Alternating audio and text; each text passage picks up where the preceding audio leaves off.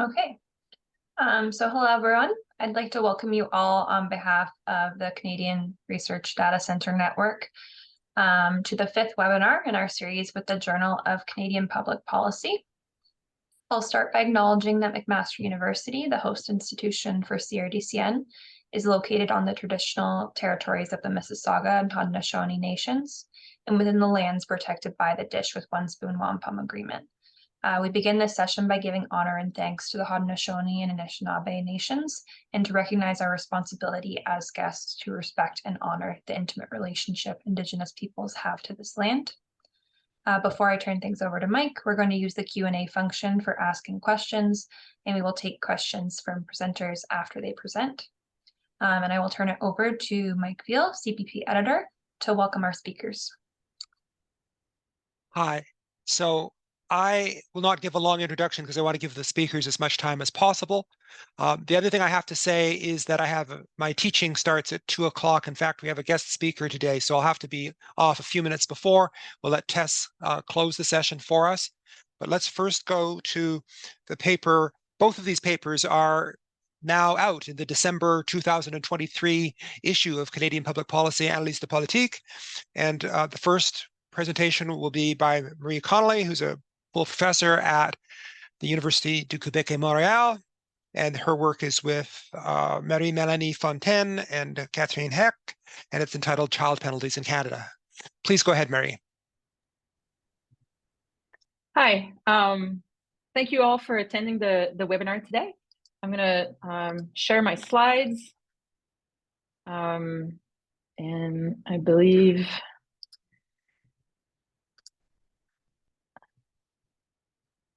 no, is this good for you? Can you see my slides move? Yes? Okay.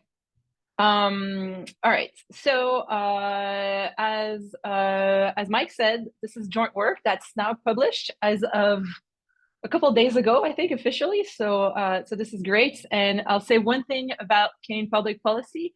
They have a fast turnaround time, which is very much appreciated. And I think the whole team, Mike and everybody else, works really hard to get things moving fast, and something the authors appreciate and not everybody might know. So if you have work you want to submit to the journal, go ahead. So without further ado, I'm going to start. So this is published. I thank SSHRC and the FRQSC for funding. And this is fitting, this being a work that is joint with the a webinar that's joined with the CRDCN, that this analysis was conducted at CIX, the Quebec branch of the CRDCN, and we thank the funders for this. Okay, so to start, I'm gonna, oh, sorry, I don't think your slides are moving. Yeah, okay, I'm gonna start again on this sharing of the screen if my slides are not moving. Let's see, do you see this?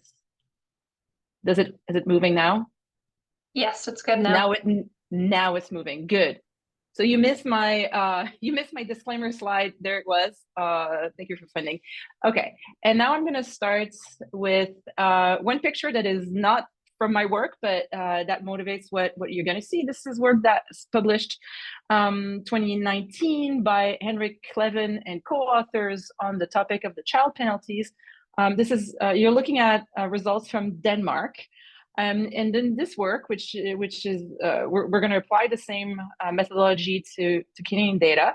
What you're looking at is you're looking at an event study of what happens after the birth of the first child of a person, and you have two series in there. In light gray, the line that hovers around the 0, you have what happens to men. And the one that takes a huge dip around time 0 is what happens to the mothers. And so basically what this is saying is what happens to earnings relative to a time before birth of the first child, what happens to earnings for men and women. And what you see is that fathers are typically not affected by the birth of their first child in terms of earnings, but women take a huge dip. The order of, for Denmark, about 30% on the first year. And then there's a little bit of an increase over time. after 10 years after the birth of the first child, you still see a difference between men and women. That's 19-20%. And this is what's been called the long run child penalty. And so this is what we're going to do today. What I'm going to show you is the similar type of study, but for Canada.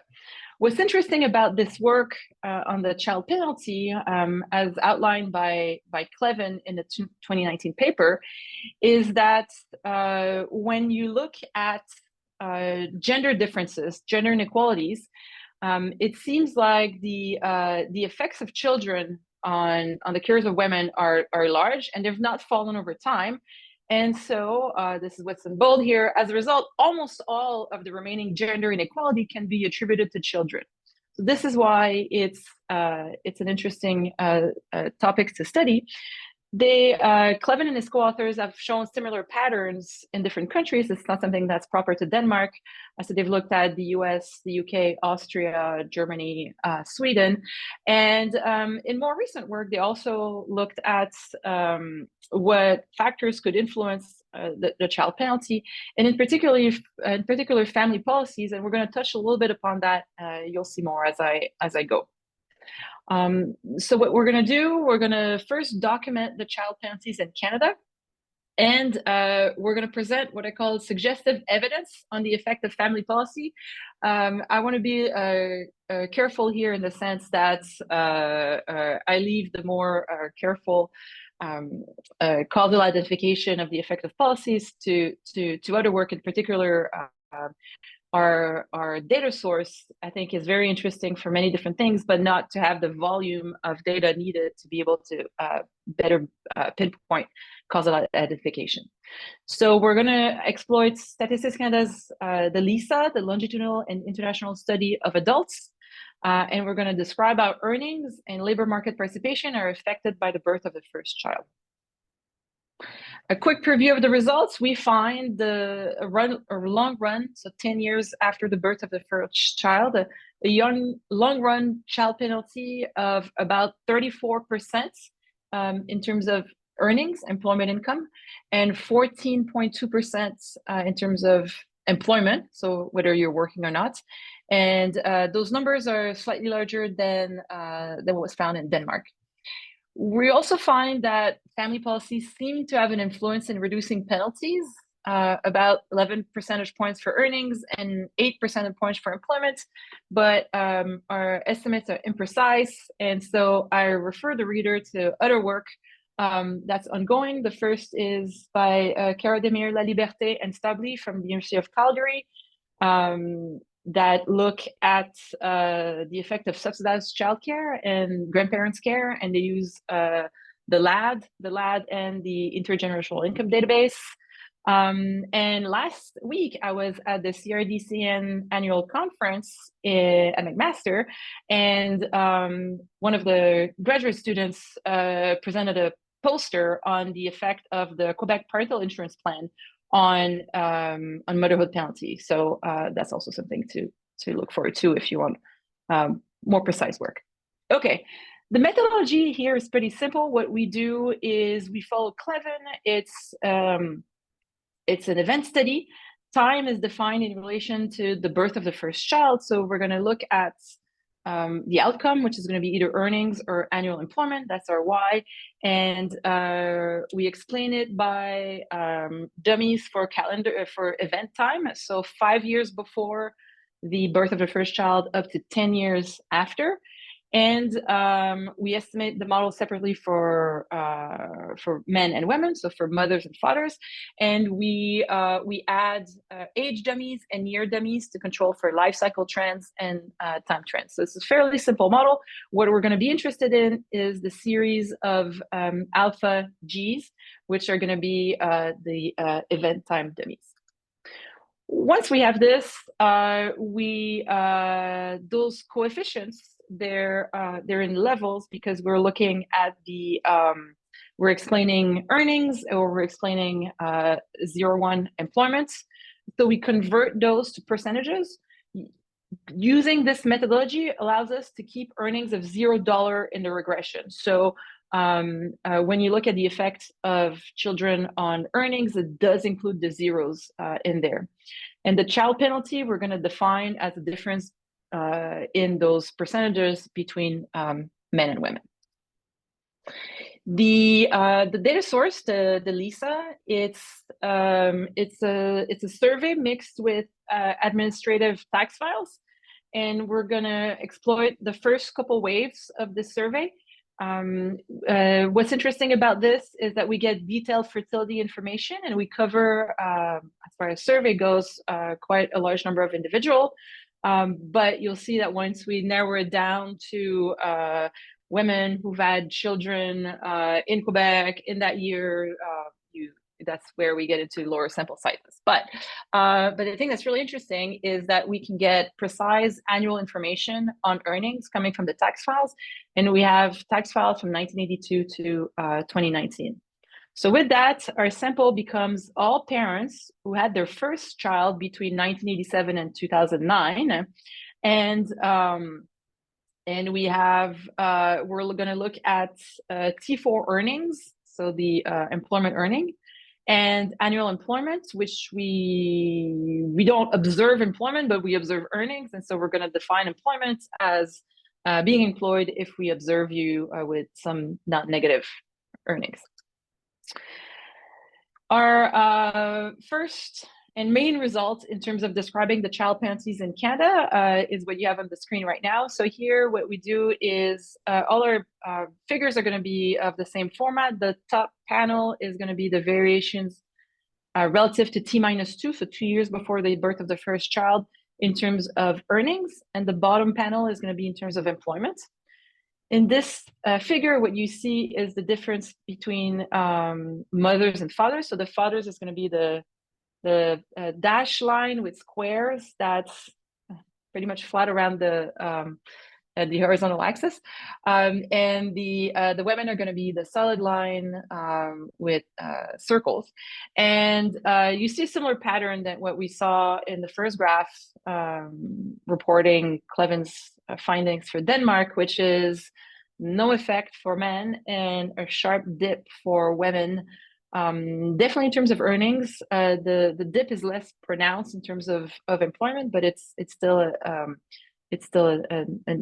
negative effect. And in terms of earnings, we see earnings go down by more than 40% the first year, slowly catching up, but still at around minus 34% in terms of variation compared to T-2, so 2 years before the birth of the first child, and also compared to men, because men are pretty much around 0. And similarly for employment, we see a difference between men and women 10 years out of about 14 percentage point difference. Once we've documented this, we're only going to look at mothers now, because for all these things, for men, you're roughly around the 0. And so what we're going to do, we're going to exploit some information that we have in our data source on other variables. And so here what we do is we split the sample, whether you're married or common law. And before you ask as a question, we do have it in the appendix of the paper. We common law partnerships being much more common in Quebec. We've also done this where it's married in Quebec, common law in Quebec versus the rest of Canada, and we find similar patterns. So that seems to that the penalties, the effect of motherhood for married mothers is slightly stronger, more negative than for common law for women in common law partnerships, but the difference isn't very large. And another thing you'll notice in here, the previous slide had 95% confidence intervals in the shaded area. Here, I do not show the confidence intervals because they're quite large, and so you can we cannot distinguish statistically distinguish the points that we see. So so this is more suggestive evidence, but it does show you the direction of the differences across those subgroups. So here you had by marital status of the mother. Here, similar graph, but by the number of children. And the solid bar with the circles are for women who only end up having one child after 10 years. And what you see is that they recuperate their earnings and their employment much faster than those who go on to have more than one child, so 2 children or 3 or more. And it's especially true for those that have only one child. After 10 years, their levels of earnings and employment are almost back to what they were 2 years before the birth of the first child. The next cut is by the level of education. So the ones that seem to have strongest penalties, especially in terms of employment, are those with low education. We also have by whether or not the mother is born in Canada, and the difference aren't very large, but you do see that typically those who are not born in Canada, so the immigrants, have slightly smaller earnings or employment penalty. The last result of the paper is about the effect of family policies on the child penalties. And so two big changes that happened around 2000. One is at the federal level, so affecting all the provinces, except that they weren't necessarily at the same baseline before the start of the policy. And so what happened in 2000, and others have written on this, including Baker and Milligan. So here it's a job-protected maternity and parental leave. So it's about the leave aspect. And at the end of the 90s, Quebec also started rolling out its subsidized childcare policy. So it started in 1997, but was rolled out so that by 2000, all children were eligible. So those two things might have an effect on child penalties. Why? Because they help women retain a link with attachment to the labor markets even after the birth of a child, and facilitates the return to work and work thereafter. So what we do is we adapt a simple difference in difference methodology to fit the event study time. And basically what we have is 4 different series. Here we're only looking at mothers, and in red you have the trajectories for the rest of Canada, in blue for Quebec, and the solid line are pre-2000, and the dashed line are post 2000 or 2001. And so if you look at the what happened before versus after, so if you compare the solid line versus the dashed line, you'll see that if I'm looking at earnings, so the top panel, if I look at pre-post 10 years out, I see that there's been a small improvement in the rest of Canada, but a larger improvement in terms of faster recovery or a less negative variation 10 years out in Quebec. And so if you look at the difference in difference here, just a quick calculation of comparing the 4 points 10 years out, you can find evidence that's coherent with the family policies, the subsidized childcare in Quebec having a positive impact on the penalties, and so a smaller penalty 10 years out. So to conclude, we find that consistent with international evidence, there's a large child penalty in Canada, about 34.3% in terms of earnings, 14.2% for annual employment. Those numbers are comparing men and women 10 years after the birth of the first child. as you've seen, men are not very much affected, and so these numbers are very similar to just looking at the effect of motherhood on mothers themselves. There seem to be larger penalties for mothers with multiple children and those with a low level of education, and there appear to have been gains in both Quebec and the rest of Canada post 2001. So both the extended job protected leave and subsidized childcare seem to have an effect, but the total in here put in quotes effect, because I think other work, especially the one cited right after, is probably better suited to pinpointing the causal effect of subsidized childcare on things like child penalties, but the total effect is still 11 percentage points. So it suggests like a scope for effect here. 11 percentage points in earnings, 8 for employment. If you're interested in the topic, I suggest you read the current work, I think it's currently a working paper from Cara Demir, La Liberté, and Stabley. Their work is based on the LAT, so they're able to look at really cool variation in terms of pre-policy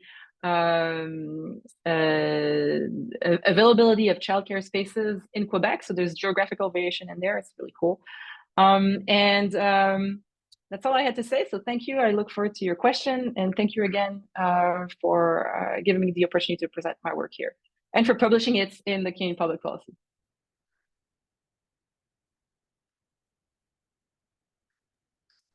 You're on mute, Mike. Sorry, while we wait, we have a question here already, so I don't have to wait. It's from Ruben Ford. You have shown the child penalty on women's and men's earnings, but is there an equivalent penalty on total family income? Another area of policy development over the period was child benefits. Yes. That's a very good question. Off the top of my head, I remember we ran the same graphs for self-employment income separately, for all sorts of employment income together, for only T4 income. But somehow I don't remember put under pressure here for total family income. So that's a really good question. I don't know like this. I'll check it. Thank you. So at the risk of going out into the weeds a little bit, this is a two-way fixed effects model?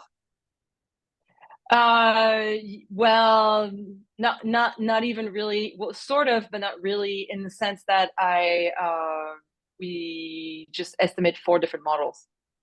No, not sorry. We do keep some. So yes, the answer to your question is yes, but we do estimate, and I think I should have prepared more.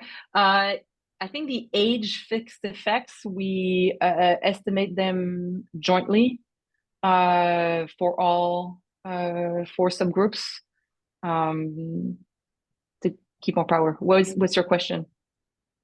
Oh, I was just wondering whether if you thought about the staggering issue, that these births, of course, occur at different times for different individuals.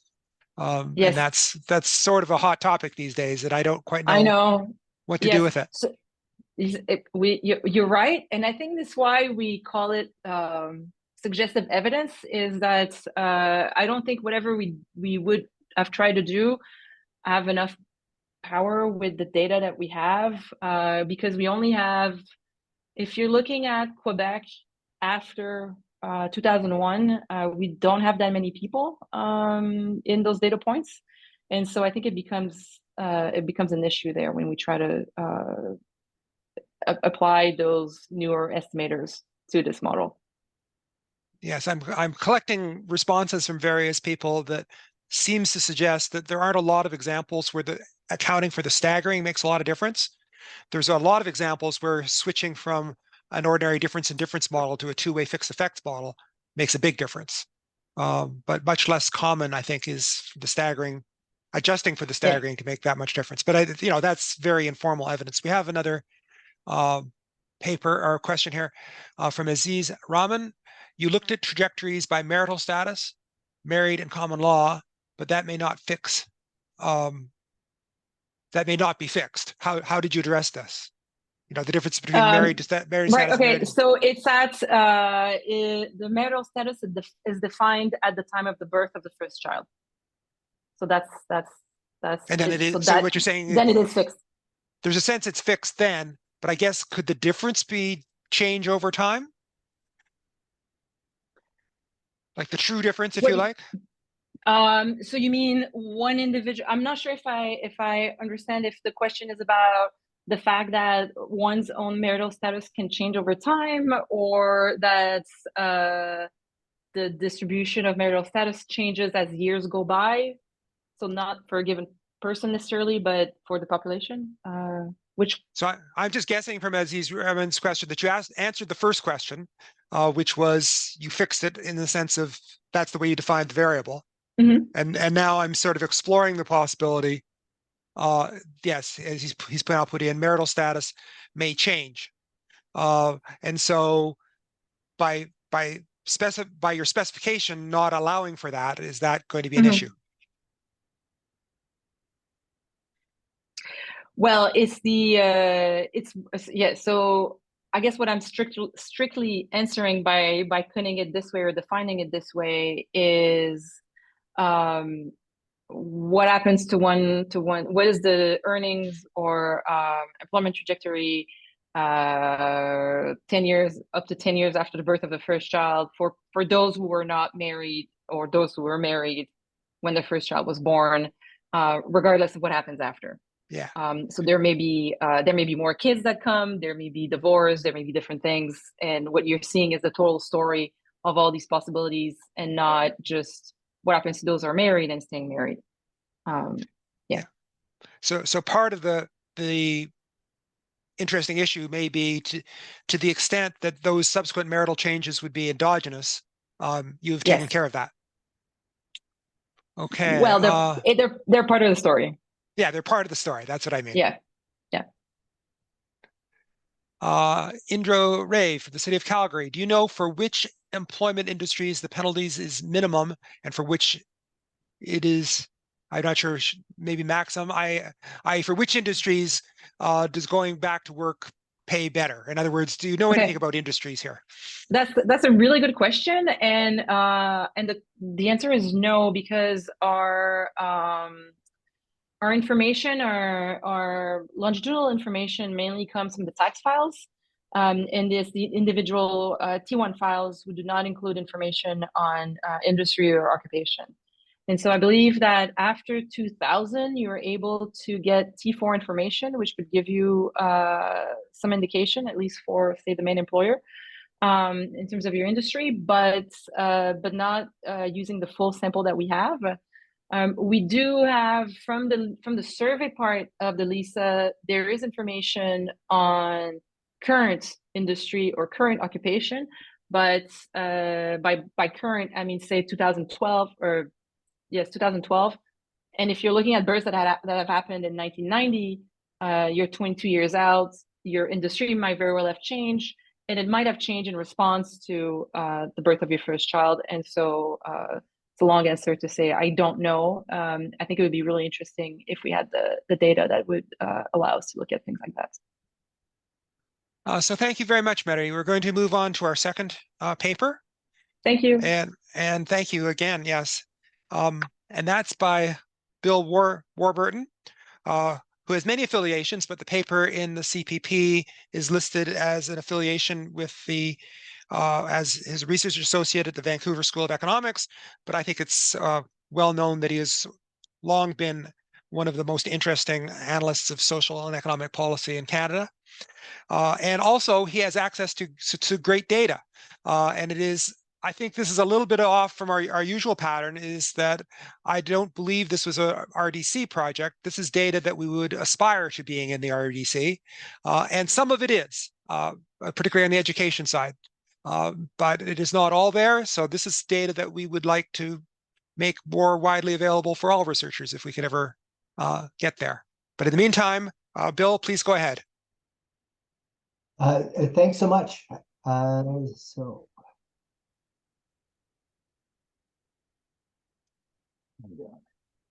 Share.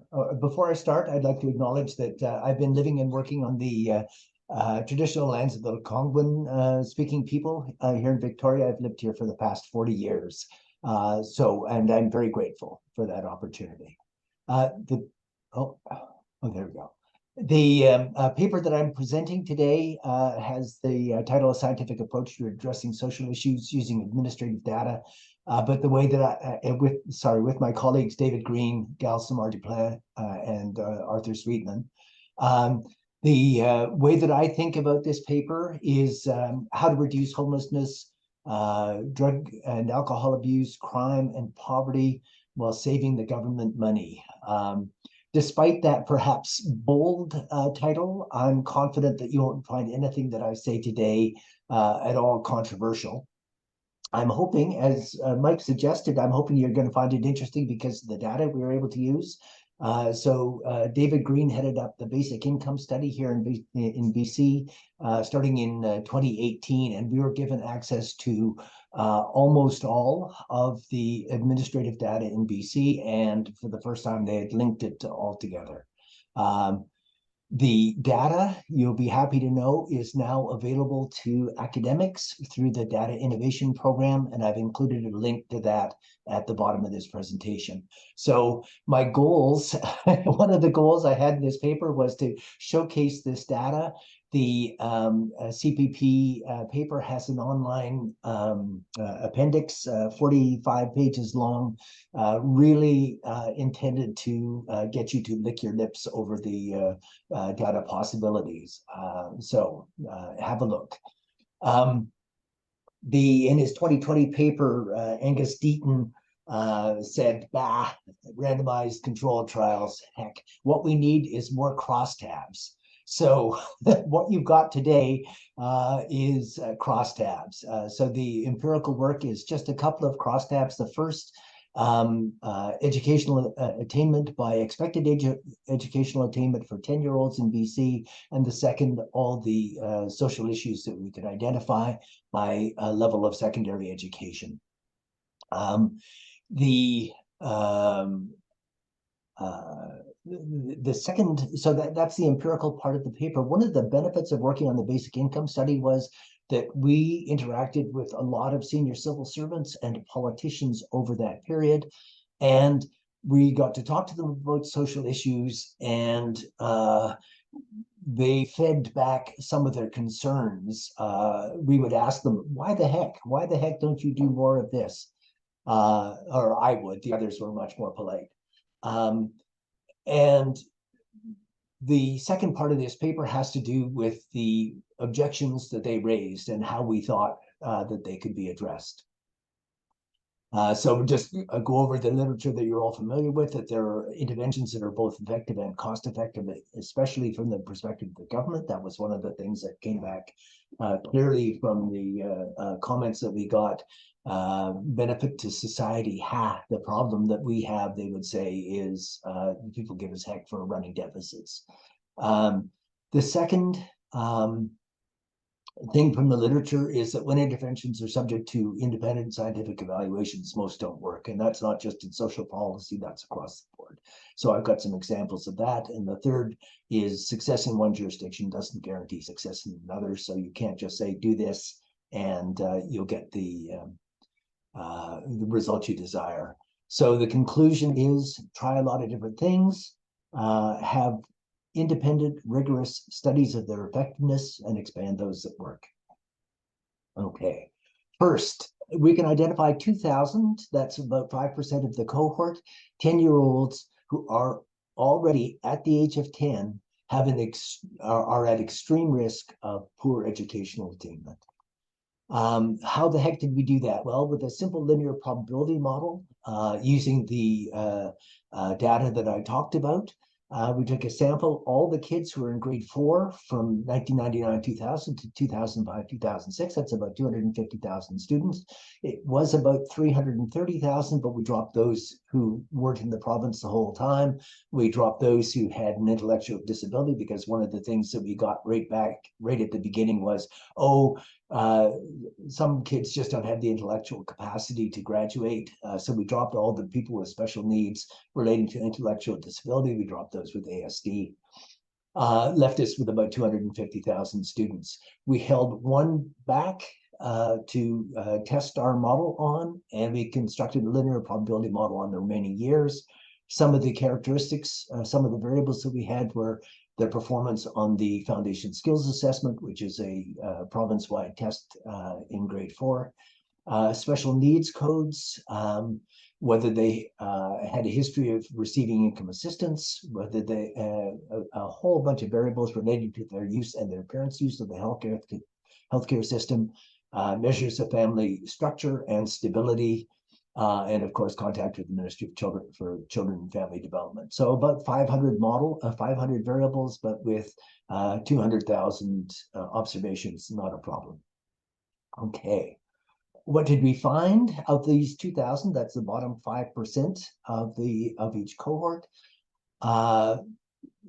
We found that they were at extreme risk of poor educational attainment, meaning that more than 2/3 of them did not graduate high school, and only 1.4% graduated on time with at least an average GPA. Okay, second crosstab. Amazingly, we had access to individual level information on homelessness, drug and alcohol abuse, crime, and poverty. And when we did a crosstab of the educational attainment with those outcomes, we found that about 3/4 of all of those social issues that we could identify were manifest in children who had not completed high school. Okay, so here's a graph. I'm just going to go quickly through this. Income assistance as a proxy for poverty. You can see over here that for females, more than 20% were receiving income assistance in any given month between when they turned 19 and when they left the data set, when they aged out of the data set. Smaller percentage for the males. You can see for the ones who had not graduated from high school, the percentages are much higher than for those who graduated on time with at least an average GPA. And the relative risk for those who did not at least make it to grade 12 to those who graduated on time is about 30. I want to point out here as well that among graduates, there's a huge difference. In BC, instead of taking English 12, you can take a much easier Communications 12. For those who did not complete English 12, the risk compared to those who graduated on time and did take English 12 is about 10. So they receive about 10 times as much income assistance. Okay, when you add up all, the other thing I'd point out here is that there's a very small proportion who got an adult graduation certificate.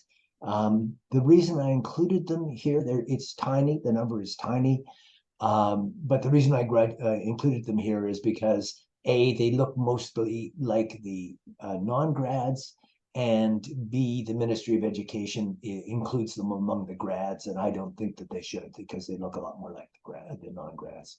Okay. Bill, I'm sorry to interrupt. Did you explain dogwood? Because I think it's worth a sentence. The high school graduation certificate in BC is called a dogwood. There we go. Thanks for that.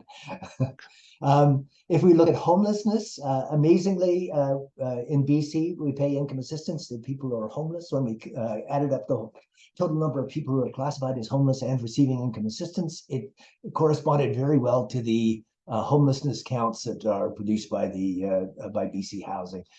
So we use that as our indicator.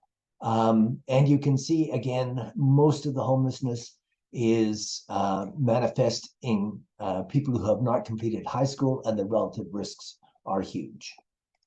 Okay, corrections. They're still working on fixing up the corrections files for us. So all I can say to this is they gave us a file, and this reflects whether or not people were in that file. It has something to do with being arrested. We were not able to track it down to our satisfaction. Nonetheless, you get a very similar pattern. Relative risk of around 40 for males, for those who did not graduate from grade 12 compared to those who graduated on time with at least an average GPA, about 3/4 of the total. Prescriptions related to drug and alcohol treatment, you get a similar picture. And if we look into the next generation, having a child in care, it's even more dramatic. So about 90% of the total next generation children in care were children of mothers who had not graduated from high school. Okay. Oh, and a huge difference within the grads as well. Mike made reference to this.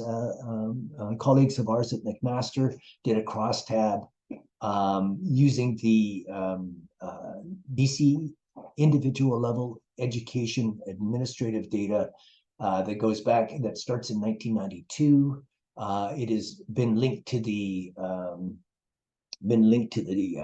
tax records and is available to everyone in the RDCs. They did a crosstab for us. The net present value of the difference between taxes paid by a high school grad and by an average high school grad and an average high school dropout, net present value around 75,000. So there's a lot of money at stake. None of this will be a surprise to you because you're all familiar with the work by people like Charles Nelson and so many others, where they looked at brain development. There are periods of sensitivity in which pathways are formed, and after those periods are over, then many fewer pathways are formed in those areas. So, for example, language peaks at around a year. Hearing peaks very soon after birth, which is why we now test babies as soon as they're born, because if you have a cochlear implant, then we can take advantage of the sensitivity. They can develop all the pathways that they need to hear properly. Higher cognitive functions, those pathways are available much longer. So anyway, this is just to say you're not surprised to learn that people may be doomed at the age of 10 because these things suggest that, in fact, their problems may have started earlier. So Nelson says it's not all lost, not all is lost if you're after one of these periods of sensitivities, but it sure costs a lot more to change it after the period of sensitivity than before. You mentioned Denmark. Don't they have wonderful data? This is a series of performance on tests by mother's level of education. The thing that is so striking about this, and you can see this again for many other countries, is how parallel they are. So if they're behind in the early grades, they're going to be behind later. So the only point of this is to say, hey, we can show it with our admin data now, but you shouldn't have been surprised because people have been showing this sort of thing for quite a while. Okay, so what the heck can you do about it? How am I doing for time here? Just fine, okay. What the heck can you do about it? The people who find interventions that are effective are on the news all the time. So you have been told for years about the Absidarian program, very expensive, I think $17,000 US per year for about a 5-year intervention. So hugely expensive, but has impacts on all the things that you care about. And Heckman at the University of Chicago estimates that it returned $6.30 to society for each dollar invested. Bernard Tremblay in Montreal, very famous person in this area, did an intervention back in the 1980s to help children who had behavioral problems in kindergarten published in the AER just last year. And again, and he linked it up to the tax data and followed the kids over time, found 20%, I think it was, higher incomes for the kids who'd received his intervention, his relatively low-cost intervention, compared with the treatment control group.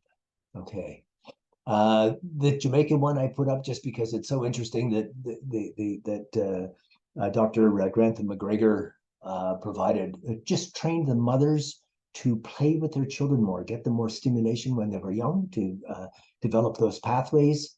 And following up years later, partnered with Heckman, did a long-term follow-up, found that the cognitive stimulation in the early years had impacts that lasted as long as they followed them. Again, okay, so one of the things that I said to a politician was, hey, why don't you spend more money on interventions like these ones? And he said, like this. He had clearly been asked the question before. He had an instant answer. It was trust. He said, you're asking me to spend money now and tell the voters, trust us, you will be glad you did 20 years from now.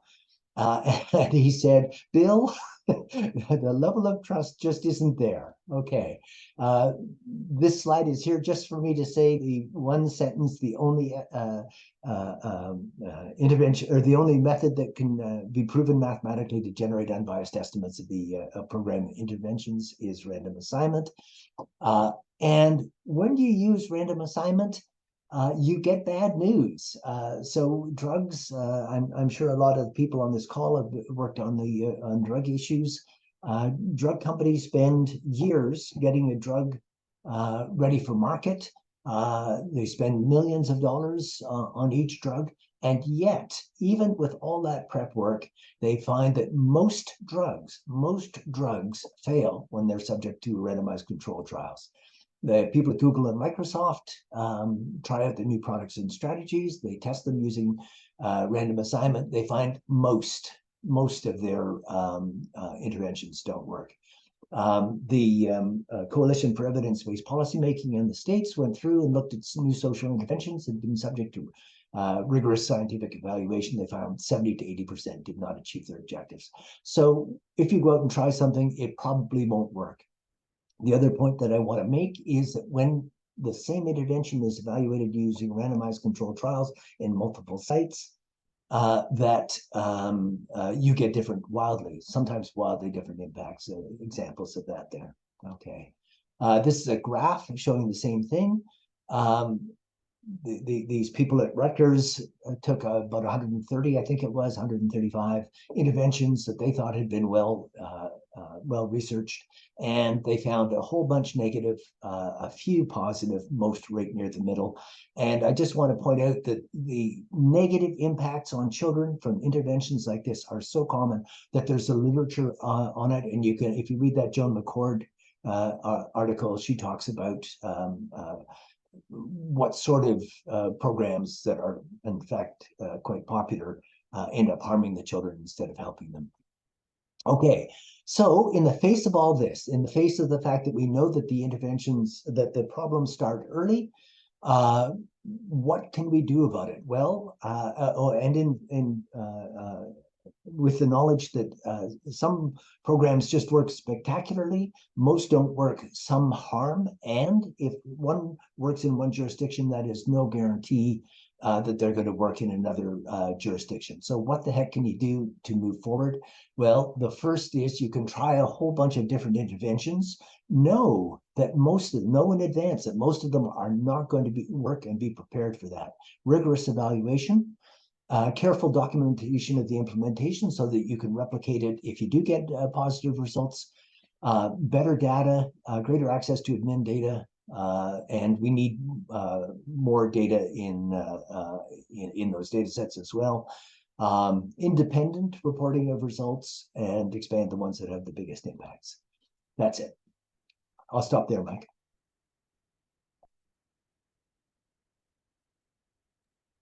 All right, now just while we're waiting for questions, I will point out you just misspoke briefly. You said Bernard Tremblay when you meant Richard Tremblay. I did. Thank you. Yeah. And anyway, I will also just ask you a question again while we're waiting, and that is, I understand the argument in favor of randomized controlled trials, but as you are pointing out, these randomized controlled trials would take a long time to get the answers for. And then, of course, we'll be rejecting some and finding others. And we'd like to start with ones that we think are going to be better in the first place. And so all this suggests to me that we also need, besides randomized controlled trials, we need to look at the data we already have, as you have here, but also perhaps in comparisons across provinces or jurisdictions. I understand your point that it is not always going to be the case that something that works one place will work another, but nonetheless, you have to start somewhere. So I was just wondering about your reaction to any of that.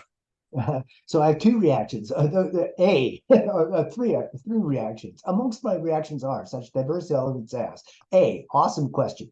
B, surrogate indices. So Aki, I've forgotten the other, Raj Chetty, a few other people wrote a paper about 4 or 5 years ago with the title Surrogate Indices. They still haven't got it published yet.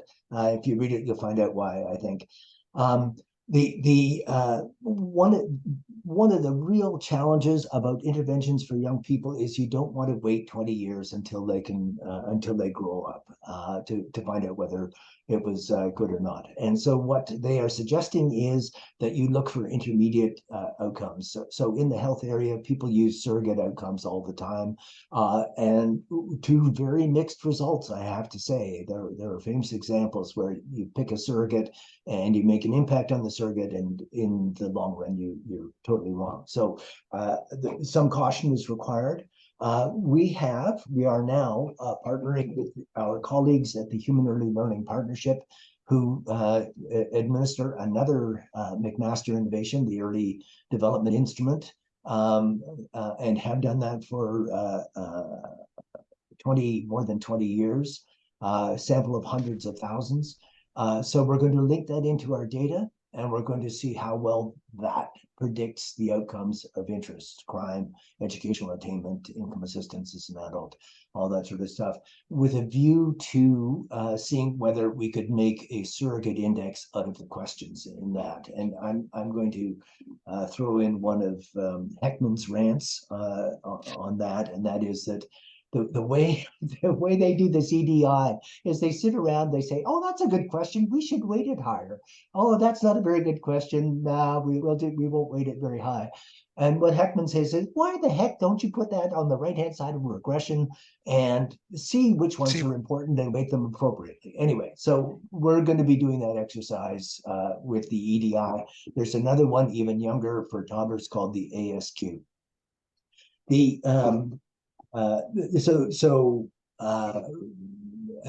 And that I made the comment earlier that I think we need more information. One of the things that Heckman, and when he partnered with the psychologists, one of the things that the one sentence summary of their work is that social and emotional issues are more important than IQ in predicting